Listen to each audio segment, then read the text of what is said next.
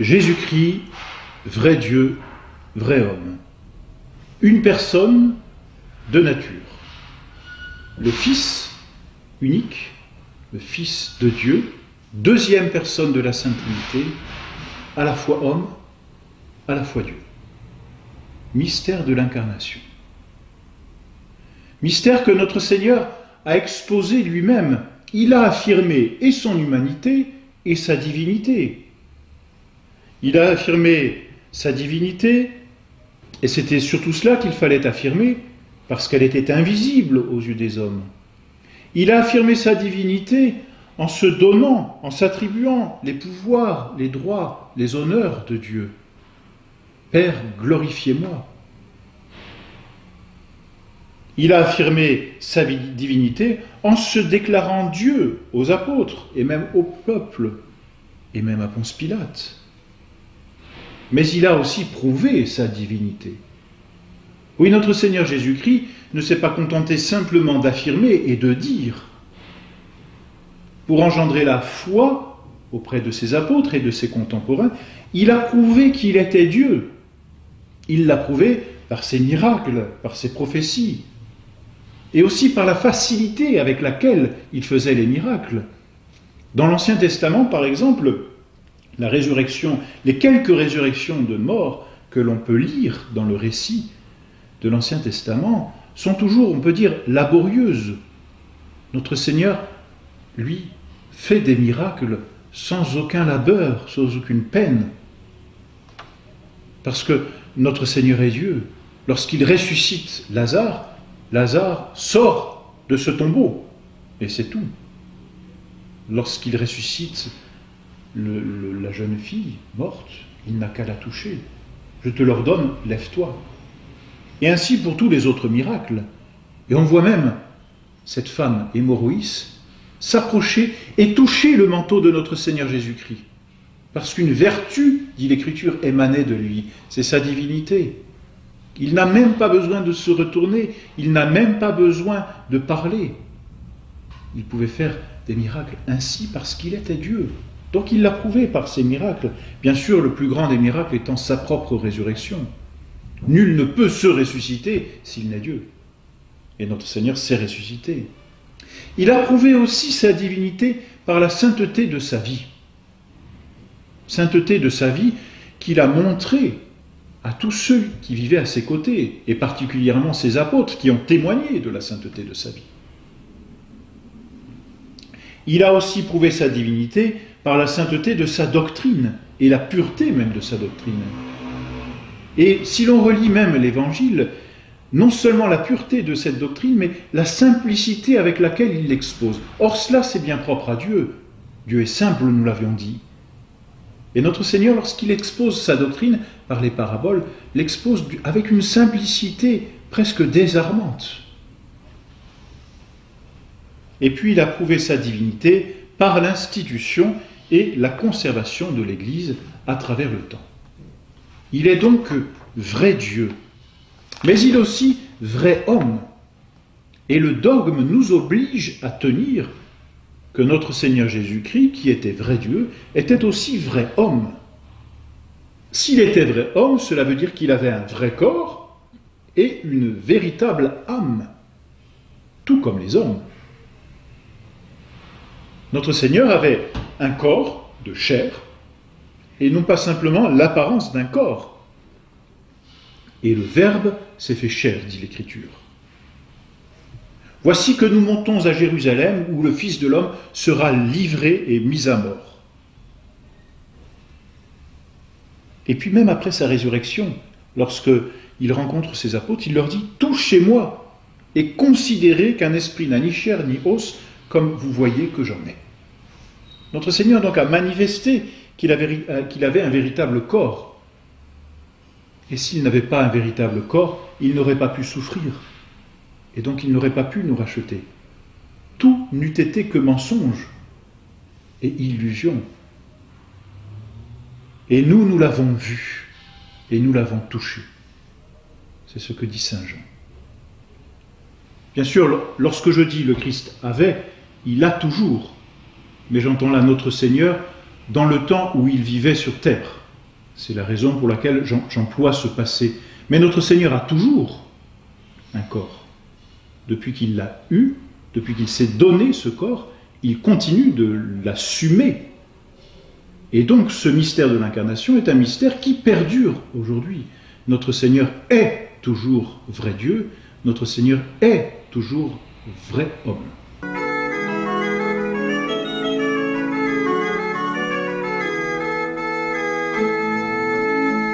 Et notre Seigneur, ainsi, avait aussi une véritable âme, une âme humaine comme nous, une âme humaine qui animait son corps, une âme humaine qui a éprouvé, comme nous, de véritables passions.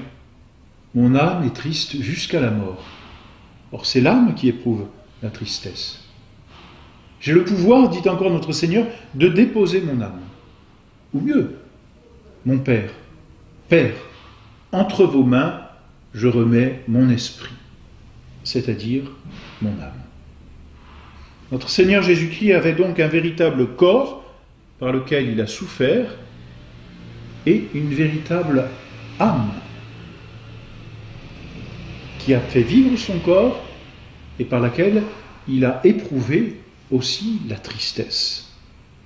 L'amour, ce disciple que Jésus préférait, dit saint Jean en parlant de lui. Notre Seigneur a éprouvé de véritables passions, de bonnes passions non désordonnées, mais il les a éprouvées dans son âme. Et son âme, par contre, n'a pas connu le péché.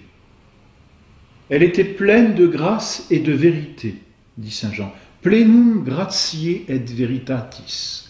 Pleine de grâce et de vérité. Notre Seigneur avait dans son âme la grâce, et avec la grâce, toutes les vertus et les dons du Saint-Esprit. Isaïe, du reste, a prophétisé de notre Seigneur Jésus-Christ en disant « L'Esprit du Seigneur repose sur lui, esprit de sagesse et d'intelligence, esprit de conseil et de force, esprit de science et de piété. » Il avait donc les dons du Saint-Esprit. Il avait la grâce, il avait les vertus. Ah, il n'avait pas la foi. Notre Seigneur Jésus-Christ n'avait pas la foi. Mais c'est normal. Il voyait Dieu face à face. On n'a plus besoin de croire ce que l'on voit.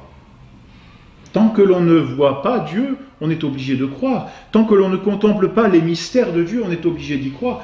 Notre Seigneur était Dieu. Alors il n'avait pas besoin de croire. Je suis Dieu. Je suis la vie. Je suis la vérité. Donc notre Seigneur n'avait pas besoin de croire. Il avait plus que la foi, il avait la vision béatifique. Il voyait. Il est Dieu. Mais son âme voyait Dieu. C'est un mystère. Mais il avait la vision béatifique. Il n'avait pas l'espérance non plus. Parce que l'espérance est le propre de ceux qui ne possèdent pas encore. Or notre Seigneur, par la vision béatifique et du reste du simple fait qu'il était Dieu, possédait la vie éternelle en lui. Donc il n'avait pas l'espérance. En revanche, il avait la charité, et il ne pouvait pas la perdre. Dieu est charité, c'est la définition de Dieu. Et il vivait de cette charité, puisque c'est cet amour qui l'a poussé à donner sa vie pour ceux qu'il a aimés, nous, jusqu'à mourir de façon déshonorante sur le bois de la croix. Notre Seigneur n'avait donc ni la foi, ni l'espérance, mais il avait la charité. Dans son âme, notre Seigneur avait aussi une intelligence humaine. C'est un peu mystérieux pour nous parce que, en tant que Dieu, il avait l'intelligence divine, il connaissait Dieu tel que Dieu se connaît, il se connaissait tel que Dieu se connaît, connaissance infinie, mais il avait aussi une intelligence humaine. Intelligence humaine par laquelle il connaissait, dans la vision béatifique, telle que notre âme pourra connaître au ciel, dans laquelle il a eu des idées infuses, et par laquelle il avait voulu aussi apprendre à connaître. C'est mystérieux. Notre Seigneur a voulu apprendre à connaître par son intelligence humaine ce qu'il savait déjà par son intelligence divine. Et de la même façon, notre Seigneur avait aussi une volonté humaine. Volonté divine parce qu'il était Dieu, volonté humaine parce qu'il était homme. Et toute âme humaine a une volonté humaine. D'ailleurs, il l'a éprouvé, cette volonté humaine, lorsque, au moment de son agonie, lorsqu'il entrevoit toutes les souffrances qu'il va devoir traverser et endurer, « Père, dit-il, si vous le voulez, éloignez de moi ce calice. » Mais, ajoute-t-il, que ce ne soit pas ma volonté, c'est-à-dire ma volonté humaine, mais que ce soit votre volonté, c'est-à-dire sa volonté divine, qui se fasse. Soumettant par là à la volonté divine qu'il avait, la volonté humaine qu'il avait aussi.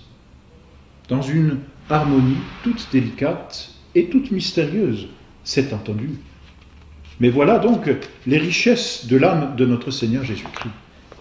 Une personne, mais deux natures, avec tout ce qui accompagne ces natures. Nature divine, et donc intelligence et volonté divine, mais nature humaine, corps, âme, intelligence, volonté et liberté. Si bien que notre Seigneur a pu faire des miracles parce qu'il était Dieu, mais il a pu souffrir dans son corps et dans son âme parce qu'il était homme. Il avait la vision béatifique dans son âme, mais il souffrait des tourments qu'il endurait par son corps et dans son âme. C'est le mystère de cette union des deux natures que l'on appelle l'union hypostatique, qui vient d'un mot grec hypostase, qui signifie personne. Notre Seigneur Jésus-Christ est Dieu et homme, il a donc deux natures qui sont intimement unies, mais pas mélangées pour disparaître, qui sont intimement unies dans l'unique personne, la deuxième personne de la Sainte Trinité.